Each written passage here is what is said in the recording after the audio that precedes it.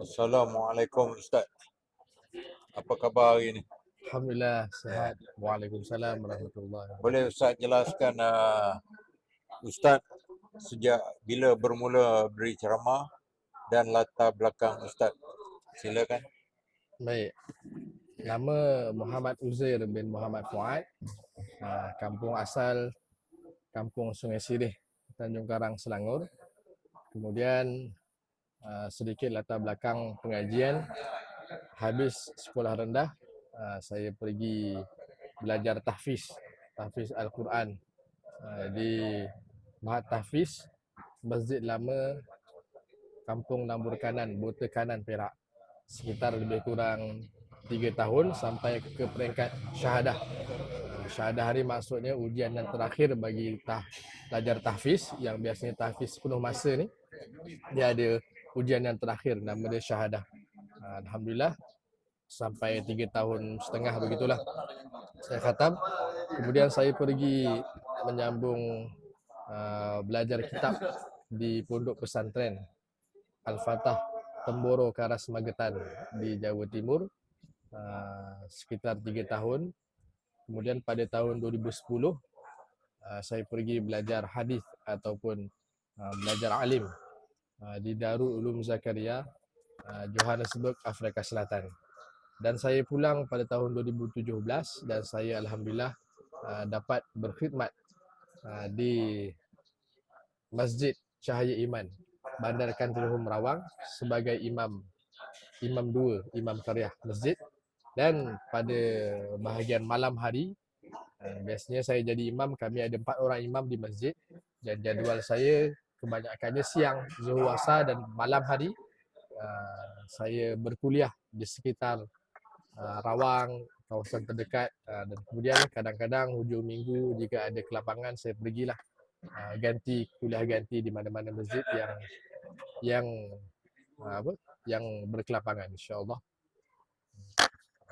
Ustaz tadi ada sentuh pengajian di Afrika. Mungkin tak ramai rakyat Malaysia yang melanjutkan pelajaran sampai ke Afrika Selatan. Boleh cerita sedikit tentang pengajian di sana?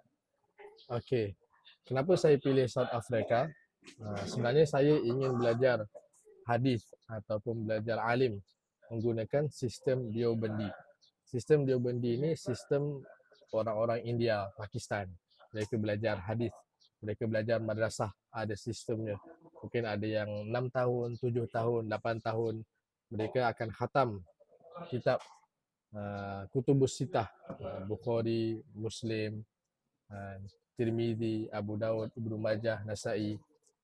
Dan biasanya mereka akan pergi di India, Pakistan. Biasanya seperti dulu yang kita selalu dengar, Tuan Guru Ni Abdul Aziz. Beliau belajar di Darul Ulum Deoband, India. Dan saya pun berkeinginan nak belajar di sana. Dan juga dia punya sistem yang Deobandi ni asalnya daripada tempat yang bernama Deoband itu. Di madrasah besar di Deobandi, dan sistem tu ada di Pakistan juga. Dan ada juga ustaz-ustaz kita sekarang yang dahulunya mereka belajar di Pakistan. Seperti contoh Ustaz Haslin Bollywood kan. Mereka belajar di Pakistan, dan juga ketika itu saya mau pergi ke Pakistan belajar. Saya mau pergi di Benori Town ataupun di Karachi ataupun di Faisalabad ataupun di Rewin. Tapi di sana tidak ada dikeluarkan visa untuk belajar. Dia ada visa untuk pelancong 3 bulan. 3 bulan dan boleh belajar sana. Visa pelancong mati 3 bulan, duduk di madrasah, tak boleh keluar. Jadi pendatang asing. Jadi saya rasa perkara tu susah. Dan tak boleh nak balik Malaysia tiap-tiap tahun, 2 tahun sekali. Kalau nak balik Malaysia nanti kena denda pula, kena penjara pula. Jadi saya rasa benda tu susah. Jadi rupanya ada dikabarkan ada juga sistem Deobandi ni yang dibuka di South Africa.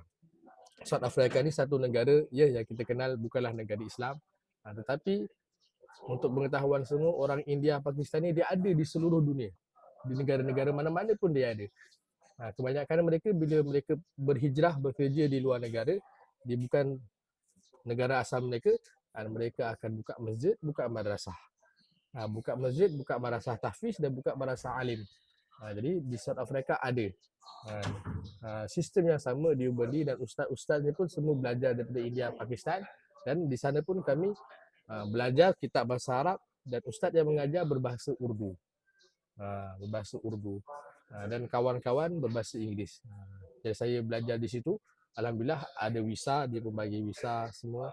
Ada visa sekali bayar 800, dapat visa 4 tahun. Alhamdulillah tak ada masalah.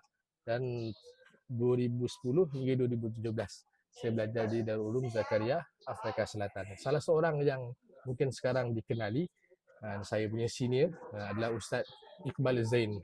Kan Ustaz Iqbal Zain pun dulu dia belajar di tempat saya juga di Darul Ulum Zakaria, Johannesburg, Afrika Selatan.